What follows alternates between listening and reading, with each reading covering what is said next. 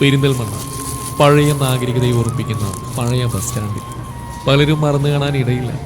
അവിൽ മിൽക്കും ലോട്ടറി കടകളും ബുക്ക് സ്റ്റാളും ബസ് സമയം വിളിച്ചു പറഞ്ഞുള്ള ഒഴുക്കമട്ടിലുള്ള അനൗൺസ്മെന്റും മൂക്കുപത്തി ഒന്ന് രണ്ടും തീർക്കാവുന്ന ചില്ലറ കൊടുത്താൽ ഉപയോഗിക്കാവുന്ന ടോയ്ലറ്റും വി അബ്ദുറഹിമാന്റെ കടയിൽ തൂക്കിയിട്ടിരിക്കുന്ന പലജാതി ചൂടൻ മാസികകളും അതിന്റെ മുന്നിലുള്ള ഒന്നാം നിലയിലെ അച്ചായന്റെ STD ബൂത്തും ചുവട്ടിൽ ചൂടോടെ മിൽമ പാൽ ബൂത്തും ക്രിക്കറ്റ് മാച്ചുള്ള ദിവസം ജനതാ TV സെന്റർ മുമ്പിൽ തടിച്ചുകൂടുന്ന വിദ്യാർത്ഥി കൂട്ടവും അസറുദ്ദീനും സിദ്ധുവും ജഡേജയും റോബിൻ സിംഗും കനിത്കറുമെല്ലാം പന്തുകളെ അതിർത്തി കടത്തുമ്പോൾ ആവേശത്തോടെ കൈയടിക്കുന്ന വിദ്യാർത്ഥി കൂട്ടങ്ങളും വാച്ച് കിട്ടിയ കയ്യിൽ പിടിച്ച് കൊടുക്കണോ എന്ന് ചോദിക്കുന്ന ഫോറിൻ കച്ചവടക്കാരൻ മുല്ലപ്പൂ ചൂടി പരിചയക്കാരെ പോലെ പുഞ്ചിരി തൂകി നടക്കുന്ന ശാലീന സുന്ദരിപ്പട്ടം ചാർത്തിയവരും ഓട്ടോ തള്ളി നടക്കുന്ന ചേട്ടന്മാരും എന്തും ഏതും വിൽപ്പനക്കെടുക്കുന്ന ബോസുമാരും പുകച്ചുരുളുകൾ ഉയരുന്ന സ്റ്റെപ്പുകളും സിനിമാ പോസ്റ്ററിൽ നിന്ന് നെടുവീർപ്പിടുന്ന കാലികളും വഴിയോര കച്ചവടക്കാരും അങ്ങാടി തൈലക്കാരും വാട്സാപ്പില്ലാത്ത കാലത്തെ ഇല്ലാ കഥകൾ പറഞ്ഞു വിൽക്കുന്ന സായാഹ്ന പത്ര കച്ചവടക്കാരനും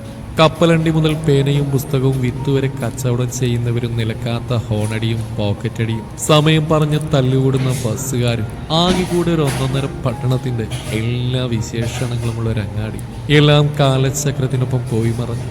ഒരു കുളിരുള്ള ഗൃഹാതുരത്വം ബാക്കിയാക്കി.